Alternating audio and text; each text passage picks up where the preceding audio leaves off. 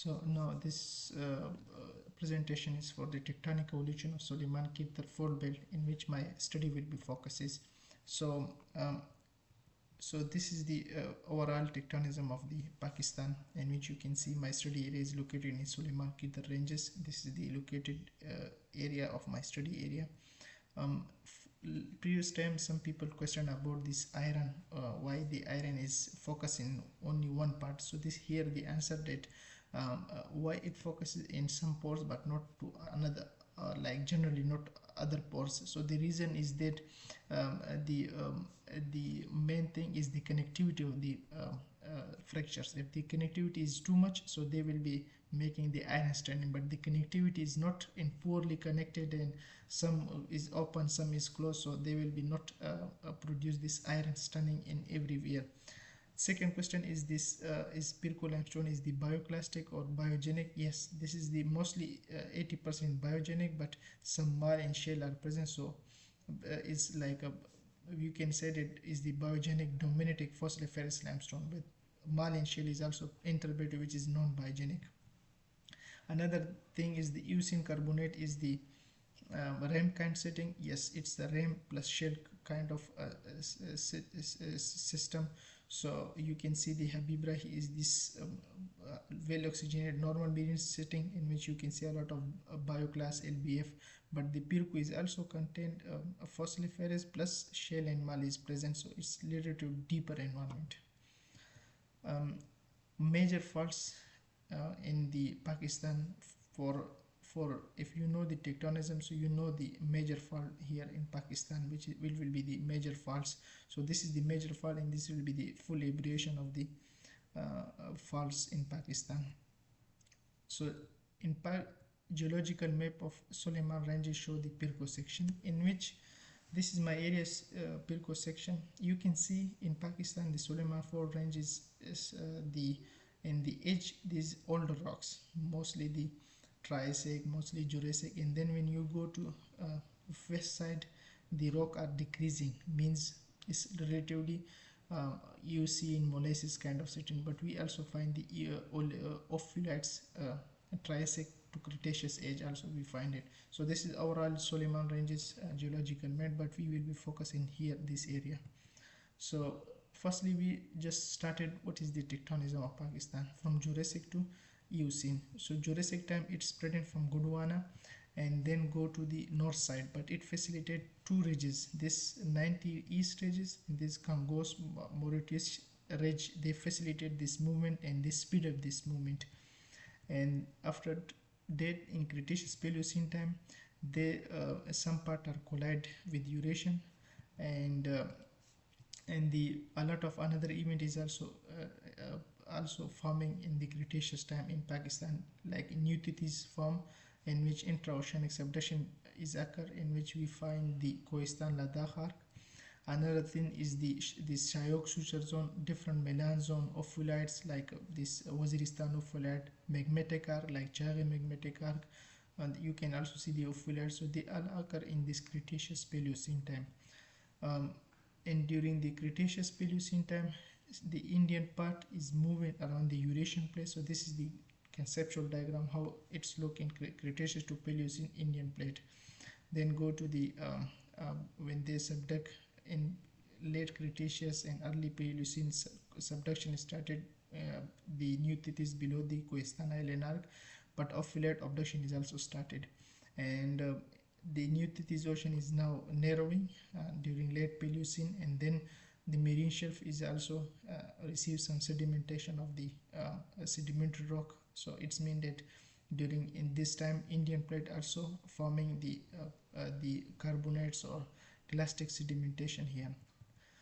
In Paleocene Eocene time is the closure time.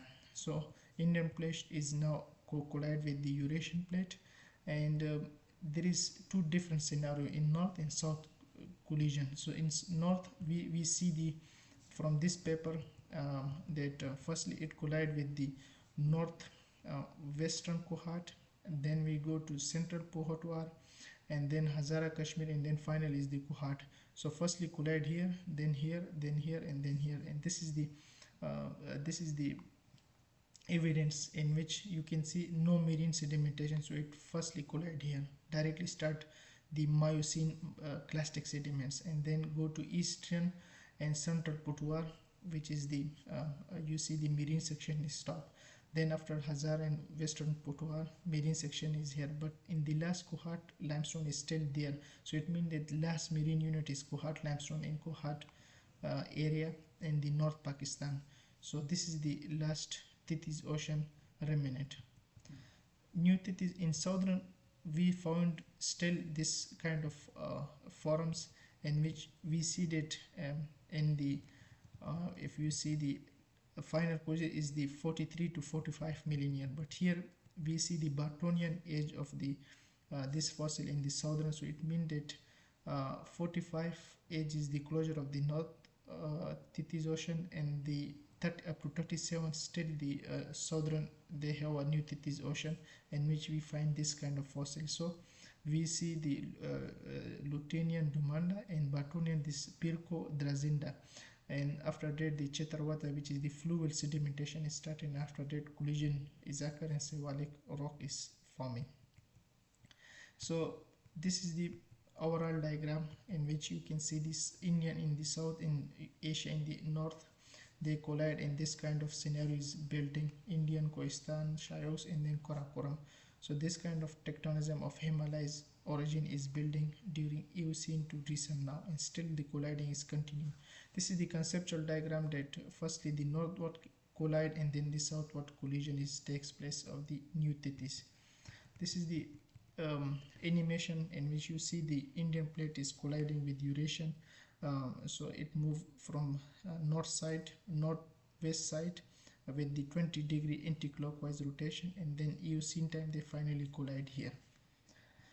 And we create some dim file of my study area in which we show that the west side is the elevation is high, but lower side is the elevation is low, and we have a major river flow which is the Indus River.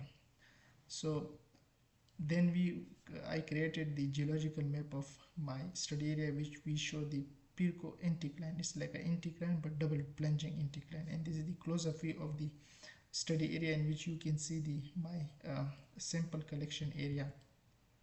So how the double plunging anticline formation of the anticline is forming. Firstly, they compress this strata, and then after compression, both sides of compression, so they found in this double plunging anticline. In mapping view, it will be look like this, but in cross section or in the field view, it will be look like this. You can see Pirco section in my study area. This is the field photograph, and then the streams, which is the in this Pirco anticline, different streams are running, which in the end they close in this Indus River. Then we also see in this Oxbow Lake, and you can see the animation how the Oxbow Lake is formed. So different Oxbow Lake is forming along this Indus River. So River Indus is also following in my area, and you can see the map and the field photos. Then you can see the point bars, different points bars are located in this River Indus, which is very economic for the placer gold. Then we find this quaternary deposit. Then we have a older rock in their core, Dongan formation. Then we go to younger Ghazij formation, which is the shale.